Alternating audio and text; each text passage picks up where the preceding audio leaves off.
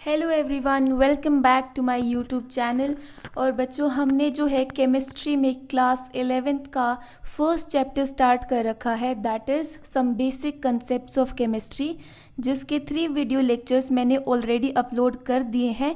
ये हमारा आज 4th लेक्चर है, जिसमें कि हम लोग सीखने वाले हैं कि हम लोग सिग्निफिकेंट फिगर्स के साथ कैसे डील करते हैं अगर हमें मल्टीप्लिकेशन डिवीजन का केस दे दिया जाए, एडिशन और सब्ट्रैक्शन का केस दे दिया जाए। एक हम लोग आज फर्स्ट लॉ पढ़ेंगे, लॉ ऑफ केमिकल कॉम्बिनेशन में से, that is law of conservation of मास। बाकी के जो 4 लॉ बच जाते हैं वो हम लोग नेक्स्ट वीडियो लेक्चर में कवर करेंगे। तो वीडियो को स्टार्ट करने से पहले अगर आपने अब तक मेरे चैनल को सब्सक्राइब नहीं किया है तो अभी जाके चैनल को सब्सक्राइब कीजिए, बेल आइकन को प्रेस कीजिए ताकि आपको सभी नोटिफिकेशंस मिलती रहे। वीडियो को लाइक कीजिएगा और जो है वीडियो को शेयर भी कीजिएगा। अब हम लोग स्टार्ट करते हैं first topic, that is how to deal with significant figures. अगर जो है हमें 2 केसेस मिलते हैं बच्चों, एक तो मल्टीप्लिकेशन डिवीजन का और एक एडिशन सब्ट्रैक्शन का। ठीक है, मल्टीप्लिकेशन और डिवीजन में जो आपका मीन्स रूल होता है वो सेम रहता है और एडिशन और सब्ट्रैक्शन के लिए आपका रूल सेम रहता है। तो अगर हम लोग देखें मल्टीप्लिकेशन और डिवीजन में आपको क्या बोला जाता है, answer should be reported according to the number which have least number of significant figures. यानी कि बच्चों आप एग्जाम्पल से समझिए, एक बार आपको दे दिया कि आप 6.4 को 0.2 से मल्टीप्लाई कीजिए, तो आप पहले तो सिंपली इसको मल्टीप्लाई करेंगे तो आपका आंसर क्या आ जाएगा, 1.28 आपका आंसर आ जाएगा। यहाँ पे बच्चों आपको रूल के अकॉर्डिंग क्या करना है, पहले आप दोनों नंबर्स को देखिए जिनको आपको मल्टीप्लाई करना है। दोनों के अंदर ये देखिए कि किसके अंदर least number of significant figures आपके आ रहे हैं। तो 6.4 के अंदर आपके कितने सिग्निफिकेंट फिगर्स हैं, 2 सिग्निफिकेंट फिगर्स हैं आपके, क्योंकि दोनों ही नॉन जीरो एलिमेंट्स हैं। अगर हम लोग 0.2 की बात करें तो इसके अंदर सिर्फ आपका एक ही सिग्निफिकेंट फिगर है, क्योंकि सिर्फ 2 क्या है आपका नॉन जीरो है, तो आप इसको कंसीडर करेंगे सिग्निफिकेंट फिगर में। 0 को क्यों नहीं कंसीडर कर रहे हैं, क्योंकि कल हमने रूल्स में देखा था कि डेसिमल के लेफ्ट साइड में जो इनिशियल 0 आती है हम उसको सिग्निफिकेंट फिगर में काउंट नहीं करते हैं। तो आपको दोनों नंबर्स को कंपेयर करना है, जिस नंबर के अंदर लीस्ट सिग्निफिकेंट फिगर्स हैं आपको उतने ही कम सिग्निफिकेंट फिगर्स आपके आंसर में रिपोर्ट करने हैं। आपको दिख रहे हैं यहाँ पे 2 सिग्निफिकेंट फिगर्स हैं, यहाँ पे 1 है, तो आप क्या करेंगे 1 के अकॉर्डिंग ही आपने आंसर को रिपोर्ट करेंगे। अब आप देखिए यहाँ पे आपका आंसर क्या आया था, 1.28 आया था। ठीक है, तो हमें आंसर में सिर्फ 1 सिग्निफिकेंट फिगर चाहिए, क्योंकि रूल यही बोल रहा है। Here 6.4 have 2 significant figures whereas 0.2 have 1 significant figures, जो बात मैंने आपको ऊपर समझाई है। So answer should be reported only up to 1 significant figure. तो आपका जो आंसर है वो सिर्फ एक ही सिग्निफिकेंट फिगर को कंटेन करना चाहिए। आपका आंसर क्या था, 1.28 आया था। इसमें आपके total number of significant figures हैं 3, तो आपको चाहिए कितने, 1। तो सिर्फ आप फर्स्ट नंबर को लेंगे, बाकी को क्या कर देंगे, नेग्लेक्ट कर देंगे। तो राउंड ऑफ करने के बाद जो आप आंसर रिपोर्ट करेंगे that will B 1, not 1.28। I hope आपको ये मल्टीप्लिकेशन का केस समझ में आया होगा। डिवीजन में भी बच्चों रूल सेम रहता है। अब वो कैसे, हम एक एग्जाम्पल के साथ समझते हैं। मान लीजिए आपको दे दिया 36.48 को आप डिवाइड कीजिए 12 से, तो आपका आंसर क्या आएगा, 3.04 आपका आंसर आएगा। तो हमारा रूल क्या कहता है कि दोनों नंबर में से जिसके पास least number of significant figures है उसी के अकॉर्डिंग आप अपने आंसर को रिपोर्ट करेंगे। तो आपको पता है 12 के अंदर कितने सिग्निफिकेंट फिगर्स हैं, 2 है, क्योंकि दोनों ही नॉन जीरो डिजिट्स हैं। अगर हम लोग 36.48 की बात करें बच्चों, तो यहाँ पे आपके 4 सिग्निफिकेंट फिगर्स हैं, क्योंकि चारों ही क्या है, नॉन जीरो डिजिट्स हैं। तो हम लोग क्या बोलेंगे, as 12 have least number of significant figures. हमारे 12 के पास जो है least number of significant figures हैं, कितने हैं, 2 है। तो हमारा आंसर के अंदर भी 2 ही सिग्निफिकेंट फिगर्स आपको रिपोर्ट करनी है। तो हमारा आंसर वैसे तो 3.04 आ रहा था, लेकिन आपको रिपोर्ट करते वक्त आंसर कितना लिखना है, 3.0 लिखना है, 4 को आप निग्लेक्ट कर देंगे। अब आपके मन में एक क्वेश्चन आ सकता है कि क्या डेसिमल के बाद वाला जो ज़ीरो है वो सिग्निफिकेंट फिगर में काउंट होगा? तो यस, ये काउंट होगा, क्योंकि कल हमने रूल पढ़ा था कि डेसिमल के राइट साइड में जो ज़ीरो आता है और जो एंड में आता है उसको हम सिग्निफिकेंट फिगर में काउंट करते हैं। तो आई होप आपको मल्टीप्लिकेशन और डिवीजन का केस समझ में आया होगा। अब हम लोग बी पार्ट देखते हैं कि क्या रूल हमें एडिशन और सब्ट्रैक्शन के लिए लगाना है। In addition and subtraction, answers should be reported according to the number which have least number of significant figure after decimal. इसमें बच्चों आपको क्या करना है, डेसिमल के बाद वाले सिग्निफिकेंट फिगर्स देखने हैं। डेसिमल के बाद जिसके अंदर least number of significant figures हैं उसी के हिसाब से हमें आंसर को रिपोर्ट करना है। एग्जाम्पल देखते हैं, अगर आपको बोल दिया कि आप इन 3 डिजिट्स को जो है 3 नंबर्स को ऐड कीजिए, तो आप जब इनको ऐड करेंगे तो आपका सिंपली आंसर क्या आ जाएगा, 3.94 आ जाएगा। अब हम लोग देखते हैं कि हमें आंसर को रिपोर्ट कैसे करना है। हमने बोला रूल के अकॉर्डिंग कि डेसिमल के बाद आप क्या देखिए, आपके सिग्निफिकेंट फिगर्स देखिए। 2.42 के अंदर हमारे 2 सिग्निफिकेंट फिगर हैं, 1.32 के अंदर 2 सिग्निफिकेंट फिगर्स हैं और 0.2 के अंदर आपका 1 सिग्निफिकेंट फिगर है। हमने ये किसके बाद देखे, डेसिमल के बाद वाले देखने हैं बच्चों, सिर्फ एडिशन सब्ट्रैक्शन में, टोटल नहीं देखेंगे, सिर्फ डेसिमल के बाद वाले देखेंगे। तो जो least number of significant figures हैं आपको उसी के अकॉर्डिंग अपना आंसर रिपोर्ट करना है। तो वैसे तो आपका आंसर क्या आ रहा था, 3.94 आ रहा था। एक्चुअली योर आंसर वॉज 3.94, लेकिन आपको 1 सिग्निफिकेंट फिगर के अकॉर्डिंग आपका आंसर रिपोर्ट करना है। तो आप क्या आंसर देंगे, 3.9 देंगे। और 3.9 क्यों है, आप ये मत मानिएगा कि ओवरऑल आपका 1 सिग्निफिकेंट फिगर आना चाहिए आंसर में, डेसिमल के बाद आपका 1 सिग्निफिकेंट फिगर आना चाहिए। ठीक है, तो आई होप आपको एडिशन वाला केस समझ में आया होगा। एक और एग्जाम्पल देखते हैं हम लोग एडिशन में बच्चों। बाई चांस आपको फिर से 3 नंबर्स दे दिए, कितने भी दे सकता है आपको एडिशन के लिए, एडिशन नॉर्मल रहेगी जैसे हम लोग करते हैं। ठीक है, तो डेसिमल के बाद यहाँ पे देखिए, इसमें डेसिमल के बाद 1 सिग्निफिकेंट फिगर है, इसमें डेसिमल के बाद 2 सिग्निफिकेंट फिगर्स हैं और इसमें डेसिमल के बाद 3 सिग्निफिकेंट फिगर्स हैं। तो हमें लीस्ट सिग्निफिकेंट फिगर्स को देखना कि डेसिमल के बाद किसके अंदर कम सिग्निफिकेंट फिगर्स हैं, तो उसके अकॉर्डिंग हम आंसर को रिपोर्ट करेंगे। वैसे हमारा आंसर आ रहा था 17.903, लेकिन हमने क्या देखा कि डेसिमल के बाद हमें सिर्फ एक ही सिग्निफिकेंट फिगर को रिपोर्ट करना है। तो हम लोग आंसर में क्या लिखेंगे, 17.9 लिखेंगे, क्योंकि डेसिमल के बाद हमें सिर्फ 1 ही सिग्निफिकेंट फिगर को रिपोर्ट करना है। आई होप आपको ये केसेस समझ में आए होंगे। सिर्फ यही रूल्स लगते हैं आपके मल्टीप्लिकेशन डिवीजन के लिए सेम रूल है और एडिशन और सब्ट्रैक्शन के लिए सेम रूल है। एक जस्ट बेसिक सा डिफरेंस चारों में क्या है कि मल्टीप्लिकेशन डिवीजन में आप ओवरऑल आपके सिग्निफिकेंट फिगर्स देखते हैं, लेकिन एडिशन सब्ट्रैक्शन में आप जो सिग्निफिकेंट फिगर्स देखते हैं वो डेसिमल के बाद वाले को काउंट करते हैं। ठीक है, अब हम लोग देखते हैं लॉज ऑफ केमिकल कॉम्बिनेशन को। बच्चों हमें पता है केमिकल रिएक्शंस में क्या होता है, आपके कोई भी 2 या 3 रिएक्टेंट्स रिएक्ट करते हैं और साथ में मिलके एक प्रोडक्ट बनाते हैं। ठीक है, अब ये लोग किस रेशो में कंबाइन कर रहे हैं, क्या कंपाउंड बना रहे हैं, ये हमें बताता है लॉज ऑफ केमिकल कॉम्बिनेशन।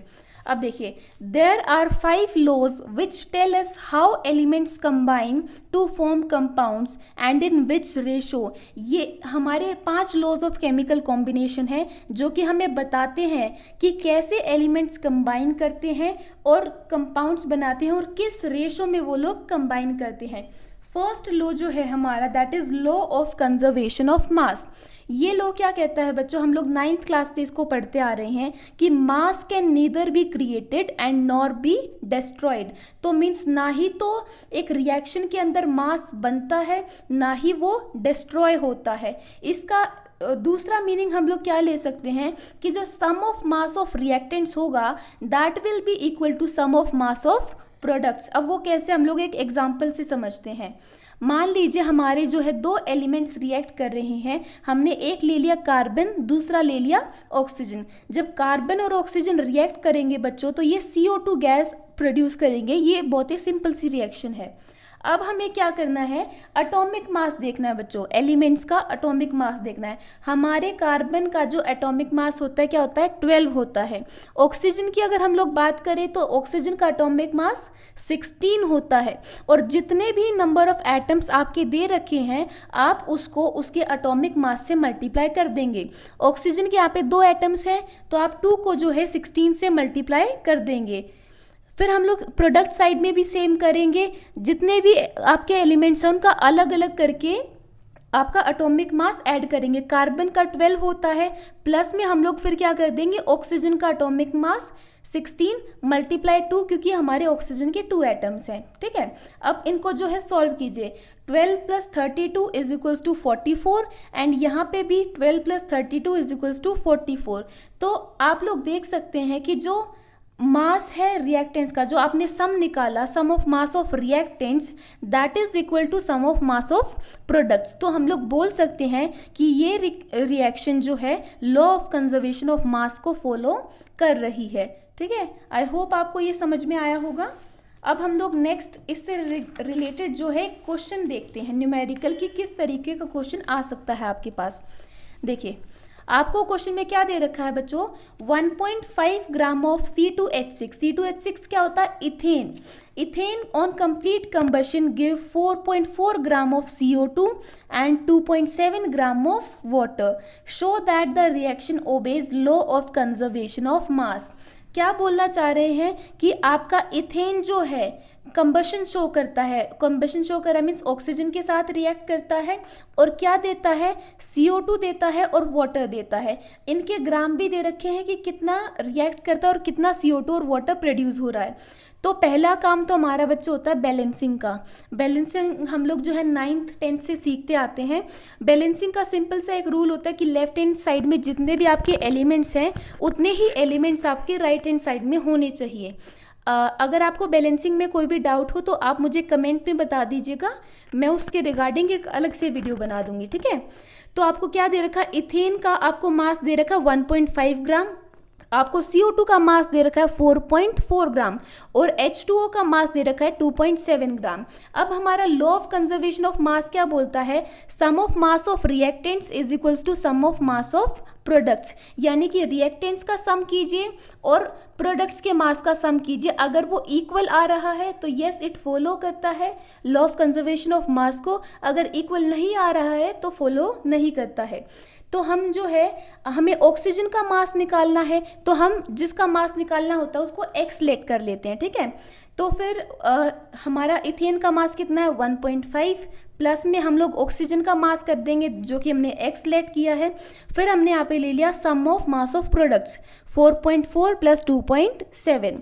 तो हम लोग यहाँ पे x निकाल लेंगे तो क्या हो जाएगा, यहाँ पे ये 1.5 प्लस में है तो इक्वल टू के इधर जाके ये माइनस में हो जाएगा। तो हमारे यहाँ से x की वैल्यू क्या आ जाएगी, 5.6 ग्राम आ जाएगी। तो अब जो है हम इसको यहाँ पे इस फर्स्ट इक्वेशन में पुट करके देखते हैं x की वैल्यू को। अब हमने क्या किया, 1.5 + 5.6, x की जगह हमने 5.6 लिख दिया। ठीक है, इक्वल टू 4.4 + 2.7। यहाँ पे इनको आप ऐड करोगे तो 7.1 आएगा, इन दोनों साइड को आप ऐड करोगे तो 7.1। इट मीन्स ये दोनों क्या है, इक्वल है। तो येस हम it obeys law of conservation of मास। इस क्वेश्चन को जो है बच्चों सॉल्व करने का एक और तरीका है, वो कैसे वो और सीख लीजिए। आप सेम वही रिएक्शन लिखेंगे, जो गिवन मास है वो भी लिख देंगे, जो निकालना है आप उसको x लेट कर लेंगे। अब देखिए हम लोग पहले क्या कर लेते हैं, नंबर ऑफ मोल्स निकाल लेते हैं। पहले इथेन के लिए निकालते हैं। नंबर ऑफ मोल्स निकालने का फॉर्मूला क्या होता है बच्चों, given mass by molar mass. आपको इथेन का कितना मास गिवन है, 1.5 ग्राम गिवन है, तो 1.5 डिवाइड बाय मोलर मास। अब मोलर मास कैसे निकालते हैं बच्चों, ये सीख लीजिए पहले। Molar mass of ethane is equals to, आपको कुछ नहीं करना, एक एलिमेंट के जितने एटम्स है उसको उसके एटॉमिक मास से ऐड कर दीजिए। अब जैसे देखिए यहाँ पे कार्बन के 2 एटम्स हैं तो हमने 2 को मल्टीप्लाई करना है 12 से। 12 क्या है, कार्बन का एटॉमिक मास है। प्लस में हमें जो है हाइड्रोजन के नंबर ऑफ एटम्स को उसके एटॉमिक मास से मल्टीप्लाई करना है और हाइड्रोजन का एटॉमिक मास होता है 1। तो यहाँ से आपका आंसर क्या आ जाएगा, 24 + 6 = 30। तो हमारा मोलर मास आ जाएगा यहाँ पे 30। हम लोग जो है फिर यहाँ से पॉइंट को हटाएंगे तो जो 10 है वो डिवीजन में आ जाएगा, तो ये हो जाएगा 15/300।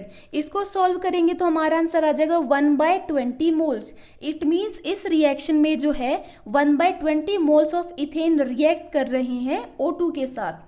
अब जो है हम लोग निकालते हैं, अब हम लोग क्या बोल सकते हैं बच्चों कि हमारे 2 moles of ethane require 7 moles of oxygen. अब ये हमारे क्या होते हैं, स्टोइचियोमेट्रिक कोफिशिएंट होते हैं। जो नंबर आपके एलिमेंट्स के सामने दे रखे हैं ये आपके स्टोइचियोमेट्रिक कोफिशिएंट्स होते हैं। इसके अकॉर्डिंग हमने क्या लिख रखा है कि हमारे 2 मोल्स ऑफ इथेन को 7 मोल्स ऑफ O2 रिक्वायर्ड है ये प्रोडक्ट्स बनाने के लिए। तो फिर हमने यहाँ पे यूनिटरी मेथड लगाना है। यूनिटरी मेथड जो है मैं एक बार आपको बेसिक सा बता देती हूँ ताकि आपको फिर कंफ्यूजन ना हो। यूनिटरी मेथड का हम लोग एक एग्जांपल लेके चलते बच्चों। बाय चांस हम लोग जो है एक शॉप पर गए, हमने बोला कि शॉपकीपर को कि भैया 10 पेन्स जो है कितने के आते हैं, तो उन्होंने बोला कि 10 पेन्स आपके आते हैं 100 रुपीज़ के। ठीक है, तो आपने बोला कि नहीं भैया मुझे तो जो है ना 7 पेन्स चाहिए, तो आप 7 पेन्स की कॉस्ट मुझे बता दीजिए। तो 7 पेन्स की कॉस्ट आप कैसे निकालेंगे, पहले आप एक पेन की कॉस्ट निकाल लो बच्चों। एक पेन की कॉस्ट कैसे निकालोगे, जो यहाँ पे राइट हैंड साइड में आपकी वैल्यू है आप उसको लेफ्ट हैंड साइड वाली वैल्यू से डिवाइड कर दीजिए। ठीक है, तो यहाँ से आपकी एक पेन की या फिर एक चीज़ की कॉस्ट आ जाएगी। तो आप इसको कट करेंगे तो मीन्स आपके 1 पेन की कॉस्ट कितनी है, 10 रुपीज़ है, और हमें निकालने कितने पेन्स की है, 7 पेन्स की है। तो हम 1 पेन की कॉस्ट को 7 पेन की कॉस्ट से मल्टीप्लाई कर देंगे। तो 7 × 10 इज इक्वल्स टू 70 रुपीज़। ये आपका क्या होता है, यूनिटरी मेथड होता है। आपको ज़्यादा के लिए चीज़ दी होती है तो आप पहले 1 के लिए निकाल लीजिए और फिर उसको जो है उतने से मल्टीप्लाई कर लीजिए जितने की वैल्यू आपको चाहिए। ठीक है, अब हम सेम मेथड यहाँ पे लगाएंगे। आपको क्या दे रखा था कि हमारे 2 मोल्स ऑफ इथेन को 7 मोल्स ऑफ O2 रिक्वायर्ड है प्रोडक्ट फॉर्म करने के लिए। तो हम लोग 1 मोल के लिए निकाल लेंगे कि 1 मोल ऑफ इथेन रिक्वायर, उसको कितने O2 के मोल्स चाहिए, राइट हैंड साइड को लेफ्ट हैंड साइड से क्या कर दीजिए, डिवाइड कर दीजिए। तो 7/2 आ गया, 7/2 मोल्स ऑफ O2 आ गया। अब हमें निकालने कितने के लिए है, 1/20 मोल्स के लिए निकालने, क्योंकि देखिए पीछे हमने क्या निकाला था, आपके इथेन के कितने मोल्स हैं, 1/20 मोल्स है, तो हमें इनके लिए निकालना है। तो हम लोग क्या करेंगे, 1/20 मोल्स ऑफ इथेन रिक्वायर, तो जो 1 मोल की वैल्यू आई थी उसको हम किससे मल्टीप्लाई कर देंगे, 1/20 से मल्टीप्लाई कर देंगे। तो यहाँ पे हमारे क्या आ जाएगा, 7/4 मोल्स ऑफ O2। तो फिर हम लोग नेक्स्ट क्या करेंगे, नंबर ऑफ मोल्स निकाल लेंगे ऑक्सीजन के लिए। सेम फॉर्मूला वही रहेगा, given mass by molar mass. यहाँ पे आपको ऑक्सीजन के नंबर ऑफ मोल्स मिल गए हैं। आप क्या कीजिए, यहाँ पे पुट कर दीजिए फॉर्मूले में 7/40 विच इज इक्वल्स टू, आपको गिवन मास तो निकालना है क्योंकि दे नहीं रखा आपको, वो निकालना है। ठीक है, तो given mass divide by molar mass of O2।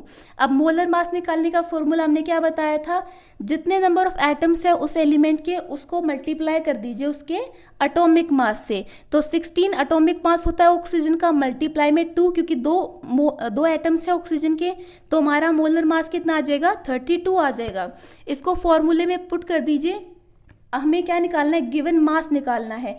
तो 7/40 है, यहाँ पे 32 गिवन मास के डिवीजन में है, तो इक्वल टू के इधर जाके मल्टीप्लाई में हो जाएगा। तो क्या आ जाएगा, 7/40 × 32। इसको कट करेंगे, 4 8 जा 32, 4 10 जा 40। तो यहाँ पे आपका ऑक्सीजन का गिवन मास कितना आ जाएगा, 5.6 ग्राम आ जाएगा। अब आपका law of conservation of mass क्या बोलता है, उस हिसाब से इसको वैल्यूज को पुट कर दीजिए। वो बोलता है sum of mass of reactants is equals to sum of mass of products. तो हमारा इथेन का मास कितना था, 1.5 ग्राम था। ऑक्सीजन का हमने अभी अभी निकाला, 5.6 ग्राम आया है। तो हमें ये किसके इक्वल पुट करना है, मास ऑफ प्रोडक्ट्स के। 4.4 ग्राम आपका CO2 था और 2.7 ग्राम आपका वाटर था। इनको जब आप सॉल्व करेंगे तो यहाँ पे भी आपका वैल्यू आएगा 7.1 और यहाँ पे भी क्या आएगा, 7.1। तो फिर हम लोग क्या बोल सकते हैं, दोनों मासेस इक्वल है, दोनों के सम इक्वल है। तो yes, it follows law of conservation of मास। ठीक है, तो आज का वीडियो लेक्चर बच्चों यहीं तक हम लोग कंक्लूड करेंगे। अगर आपको वीडियो पसंद आई हो तो प्लीज़ चैनल को सब्सक्राइब कीजिएगा, वीडियो को शेयर कीजिएगा, वीडियो को लाइक कीजिएगा, और अगर आपको कोई भी डाउट हो तो आप कमेंट बॉक्स में पूछ सकते हैं। Thank you so much for watching my video.